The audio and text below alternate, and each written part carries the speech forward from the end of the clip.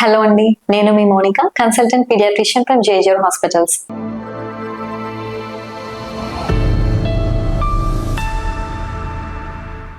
ఈ రోజు మనం 1 నుండి 2 సంవత్సరాల మధ్య పిల్లల్లో ఎటువంటి ఫుడ్ ఐటమ్స్ ఎలా ఫుడ్ పెట్టుకోవాలని తెలుసుకుందాం. ముందుగా మీరు ఫుడ్ పెట్టడం స్టార్ట్ చేయడానికన్నా ముందు హ్యాండ్స్ నీట్ గా వాష్ చేయించాలండి. మీ చేతులతో పాటు మీ పిల్లల చేతులు కూడా శుభ్రంగా కడిగేసుకోవాలి. దాని తర్వాత మీ పిల్లల్ని ఒళ్ళో కూర్చోపెట్టుకోవాలి. మీ చుట్టుపక్కల ఎటువంటి టీవీ కానీ, మొబైల్ ఫోన్స్ కానీ, ల్యాప్టాప్స్ కానీ, కంప్యూటర్స్ కానీ ఎలాంటివి ఉండకూడదు. వాళ్ళు ఫుడ్ ని ఎంజాయ్ చేస్తూ తినాలి అనమాట. రెండోది వచ్చేసరికి మీరు ఎటువంటి ఫుడ్ ఐటమ్స్ పెట్టుకోవచ్చు, ఎన్నిసార్లు పెట్టుకోవచ్చు.